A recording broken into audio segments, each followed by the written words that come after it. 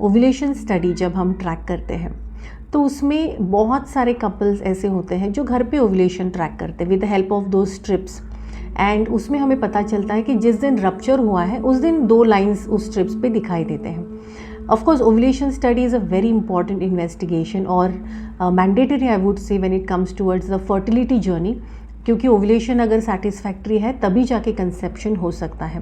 But ovulation study tracking is way beyond those 2 lines on दो strips. So let's understand today what all things you need to understand more. और ovulation trekking के वक्त आपको कौन सी चीज़ों के बारे में ध्यान देना इंपॉर्टेंट है।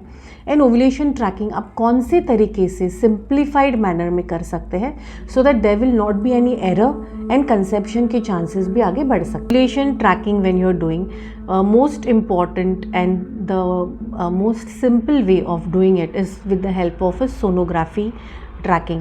So इसमें सोनोग्राफी की जाती है and it could be a per abdominal या transvaginal sonography which is done on for few days when your ovulation begins, that is normally from the 10th or 11th day of post your menstrual cycle, and it is done till the rupture happens or till the ovulation is satisfactory.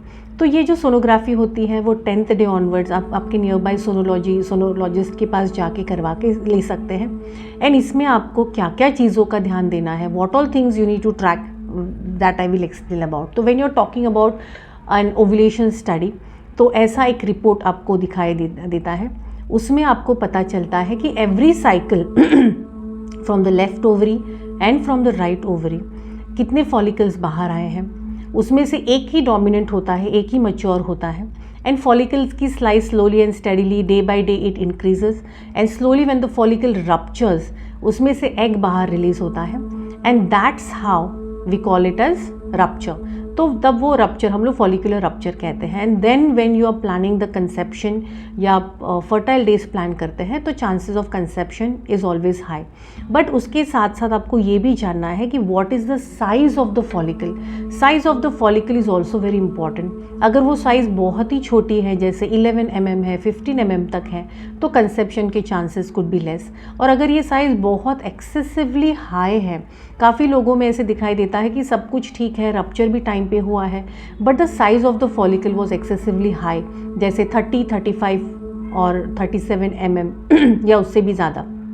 तो ये जो excessively ज़्यादा बिगर size of follicle है उसे हम लोग इनवायबल consider करते हैं, उससे कंसेप्शन होना मुश्किल हो जाता है।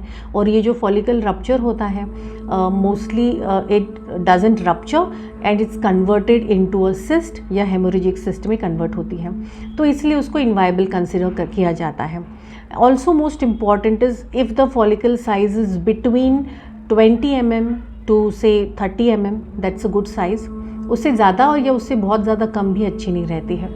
इसके अलावा ओव्यूलेशन स्टडी में हम लोग ये भी एक चीज़ ट्रैक करते हैं, most important, it is a endometrium thickness.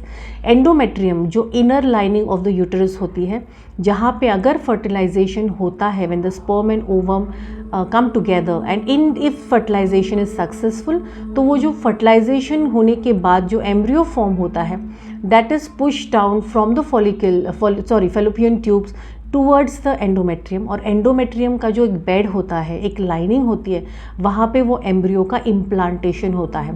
But this implantation can only be successful अगर एंडोमेट्रियम का थिकनेस सेटिस्फैक्ट्री है। अगर एंडोमेट्रियम बहुत थिन है, काफ़ी फीमेल्स हमारे पास आती है जिनका बहुत ही थिन एंडोमेट्रियम है, जैसे 3 mm 4 mm तक ही थिकनेस होता है, या काफ़ी फीमेल्स ऐसी होती है जिनका बहुत ही ज़्यादा थिक एंडोमेट्रियम होता है। So endometrium thickness has to be about 7.5 mm till maximum 9.5 to 10 mm. That is considered as a good endometrium which will help with a successful implantation. And जब तब जाके इम्प्लांटेशन अगर सक्सेसफुली होता है तभी जाके कंसेप्शन के चांसेस बढ़ते हैं। So understanding ovulation study in detail is very important. Do not opt for any shortcuts, क्योंकि सिर्फ ओव्यूलेशन स्टेप से हमें ये सारी चीज़ें पता नहीं चलती हैं। इसलिए काफ़ी कपल्स ऐसे होते हैं जो सालों साल ओव्यूलेशन ट्रैकिंग कर रहे हैं for conception and they are planning their fertile days accordingly, but still they are not able to conceive. So this is a simple way. If you follow the ovulation tracking this way, तो आपको accurately पता चलता है। और अगर उसमें कुछ abnormalities है, जैसे अगर एग की फॉलिकल की साइज़ ग्रो नहीं होती है या रप्चर नहीं हो रहा है, या अगर रप्चर डिलेड है या काफ़ी फीमेल्स में जैसे मैंने बोला कि रप्चर नहीं होता है बट वो फॉलिकल जो है वो सिस्ट में कन्वर्ट होता है, हेमरेजिक सिस्ट में। या तो फिर एंडोमेट्रियम की थिकनेस अगर सेटिस्फैक्ट्री नहीं है तो आयुर्वेदा में हम लोग वेरियस मेडिकेशंस इंटरनल देते हैं। नस्यम चिकित्सा is also very beneficial because always understand the ovulation जो है हमारा पीरियड्स के बाद, जो मेंसेस के बाद ओव्यूलेशन बिगिन होता है, that is very much controlled and governed and influenced by your brain. That's the hypothalamus, pituitary and the pineal glands. तो अगर आपके ब्रेन के लेवल पे सब कुछ ठीक है, if your brain is absolutely fine and it's functioning well, then it's absolutely going to be fine. But अगर ब्रेन के लेवल पे ड्यू टू स्ट्रेस या insomnia, due to various reasons अगर सर्टन इम्बैलेंसेस है तो ओव्यूलेशन स्टडी अनसेटिस्फैक्ट्री हो सकती है। तो ऐसे केसेस में नस्यम चिकित्सा is wonderful. Nose is the doorway to your brain. तो उसमें हम लोग मेडिकेटेड ऑयल्स या घी हम लोग नोज़ में इंस्टिल करते हैं and that is also wonderful when it comes towards ovulation. Along with that Basti panchakarma is also recommended during that specific period of ovulation so that satisfactory ovulation can be seen. But always remember that fertile days plan करना है तो all these factors need to be on place: the egg, the follicular size, the endometrium thickness and also understanding what time the rupture is happening. काफ़ी females में ऐसे होता है कि rupture तो हो रहा है लेकिन डिलेड रप्चर है।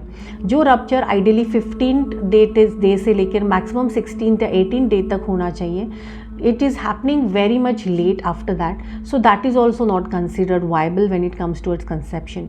So understand the ovulation properly and then you can plan your fertile days accordingly.